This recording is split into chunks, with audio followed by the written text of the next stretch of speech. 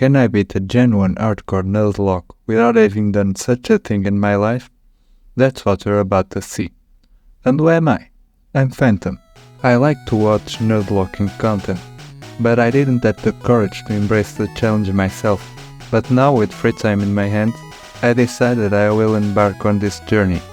And for now at least, my goal is to beat all the mainline games in hardcore Nuzlocke rules. For those who don't know what an hardcore Nuzlocke is, it's basically a more restricting rule set, where I can only catch the first Pokemon I encounter per route.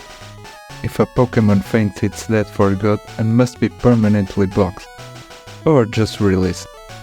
I must nickname all of them, and in addition to that, I can't use items in battle, except for L items, which Gen 1 doesn't have.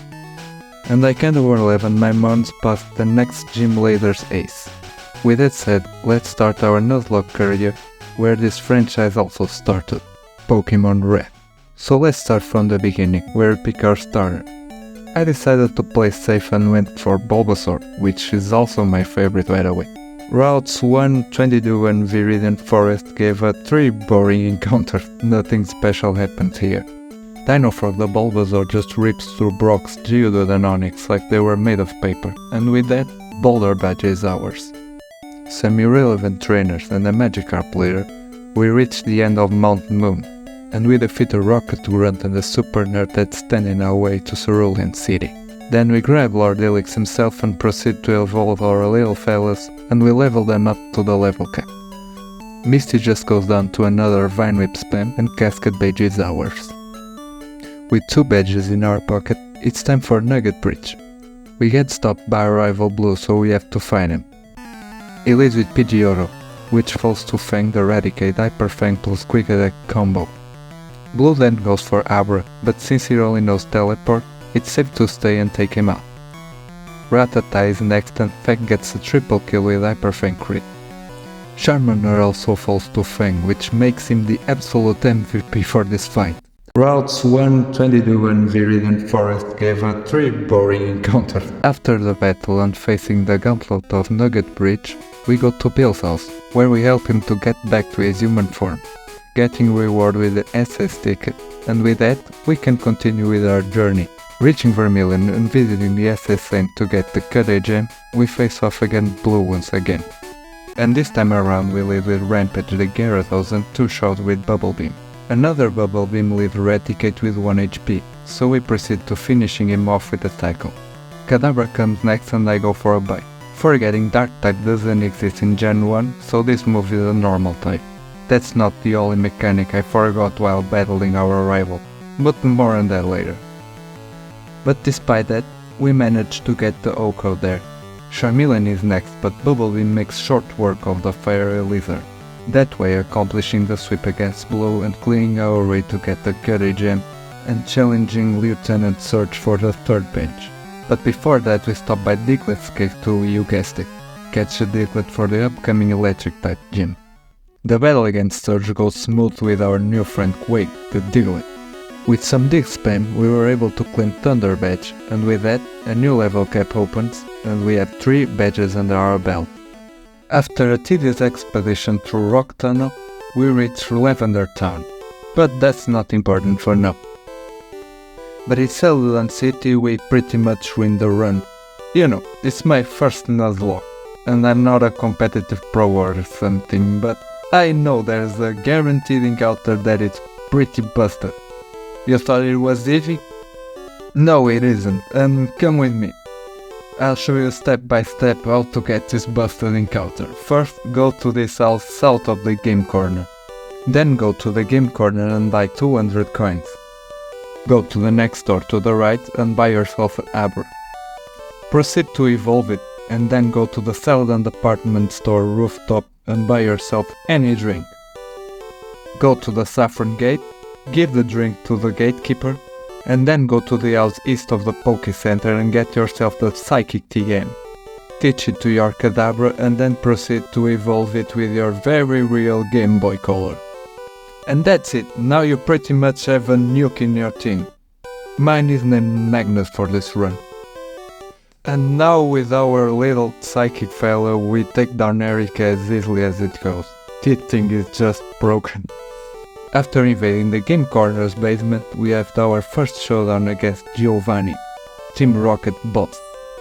Since he leads with Onyx, I start with Rampage for a clean KO against the Stone Snake. Rhyhorn comes next, which also goes down to our beloved Angry Noodle. Since I know Giovanni will use a guard spec on Kangaskhan, it's an easy 2-shot on the dinosaur, and a clean sweep for Rampage. And look, another battle against Rival Blue. He leads with Pidgeot and I lead with Magnus for a clean 2H KO on the bird. Execute comes out and I switch to Win, our own Pidgeot. We get Stun Spore on the switch, but we go for Fly anyway, but on the second turn we get full para. We do it again and we get full para once again. Meanwhile, Execute also misses all of its moves, and after a few flies we take the Egg Bunch out, finally. Then Blue proceeds to switch to his Gyarados, and hits us with a bite on the switch to Dino Frog and a Dragon Rage for a consistent 40 damage, to which we respond with a Leech Seed. After recovering, we can survive with just 6 HP, but instead, after landing a crit with Razor Leaf, Blue had mercy and just used Leer on our front. After another crit, we finally take down Gyarados. Next comes the broken Alakazam. And how do we beat Broken Thing? With our own Broken Thing. See, in the remakes, Blue's Zam only knows Future Sight as a damaging move, so I decided to switch into Rampage, after our Psychic got shrugged off by Recover. But the unexpected happens, once we get hit by a nasty Psybeam on the switch. See, I'm not doing any calls, but since it was a crit, I can retaliate for some damage before switching out again. We once again go for Magnus, and after recovering for our Psychic, a critical hit puts an end to Blue's Alakazam. Finally, Blue Starter comes out and gets nuked by Psychic. And after that, another victory against our rival. And for the first time, a battle in which I needed to actually be careful to not lose any mounts. Shortly after we face Giovanni once again. He leads with Nidorino this time. Back to easy mode we go. After saving the day we catch Monday the Snorlax on our way to Fuchsia City. Next badge, here we come. Except I accidentally overleveled Magnus, which just sweeps this gym very easy. But fear not, this is the perfect place to debut a member we caught in the beginning of the run. Boss, the Nidoking. His Earthquake just wipes the floor with Koga.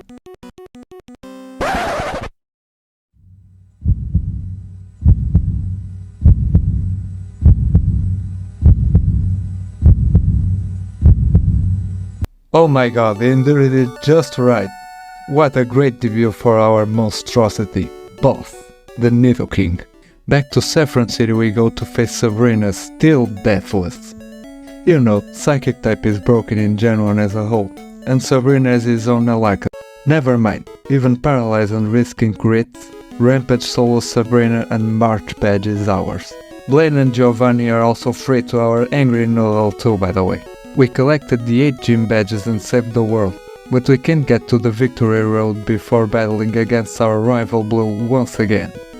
He leads with Pidgeot as usual, and we debut Bolt, the Lapras we got on Silphsco after beating Blue. And we just slaughter him, even though we risk a crit on them. In the end we switch to Rampage just to make sure we still go Deathless before the Elite Four. And finally we approach the final challenge of our run, the Elite Four. And now I'll introduce our buddies that will make our way to the Hall of Fame. First is Bolt, that you just saw what it can do. The infamous Bolt Beam combo will carry us through Lorelei and Lance. Magnus, he doesn't need further introduction. This thing is a menace and will wipe the floor with Bruno's fighting types and Agatha's poison types. We will also bring Boss and Rampage, cause they deserve this all they have done in this run so far. Monday is our 5th member, which is a menace on his own with his bulk. And our 6th member is a Forgotten Face, Quake, now a Duck Trio, which is here to solidify our team, and that's just it. Let's face the Elite Four and wish us luck. Without further ado, we challenge the first of the Elite Four, Lorelei under Ice-type Pokemon, where both, as I expected, just swept through her entire team without much effort. Also, as expected, Magnus just nukes Bruno's fighting types and Agatha's poison types, as I said earlier. Not much effort was put into the first 3 members. And also Lance, the flying type trainer, which also got swept by both our trusty Lapras and the absolute MVP of the Elite Four run so far. Champion time and also our final showdown against Blue. Usual Pidgeot lead and a clean Ice Beam KO from our trusty friend Bolt. The Mighty Zen comes out and gets 2-shot by Deathless. Raiden comes out next and gets surfed to death, getting the triple kill to Bolt. The evolved Pile of Eggs comes out and we switch into Rampage for a 2-shot kill with Blizzard. Blue's own Gyarados comes out next and we do the first mistake of our run. We switch to Bolt in the hopes of getting the Ho-Oh with Thunderbolt, but we get hyper beamed in the face and the first death of the run comes. The guy who just got crowned the MVP of the run, despite being debuted in the end of it. Met his tragic fate because of my own stupidity. Rest in peace. We will never forget how much you carried us in the Elite Four boat. That led into a chain of mistakes. First I got to Quake, which is just an horrible choice on its own, since I couldn't even get the 2-shot on the restart turn. Speaking of that, did you know that in Gen 1, Hyper Beam doesn't recharge if you get a KO? Well, I didn't, so after a Rock Slide, I get obliterated by a Nitro Pump. Demoralized, I mindlessly go for Magnus, and we survive at just 2 HP, after not getting the KO with a Psychic. Charizard comes in last and gets 1-shotted by another Psychic, earning us the title of champion and winning us the entire run. Even though it tastes a bit sour because I screwed the chance of going Deathless on my very first Nuzlocke, it was also a fun way to approach this game after a lot of time. If you never did a Nuzlocke challenge, I recommend Gen 1 and its remakes. They are easy, so it's phenomenal to get a feel on what it takes while being relaxed and packed with nostalgia. As for me, you know, I edit and play only using my phone, so it may take a while until you see the next chapter on our journey to become a Nuzlocker. So leaving a like and subscribing will make me very happy. Nonetheless, our adventure will continue in Johto, in Pokemon Crystal.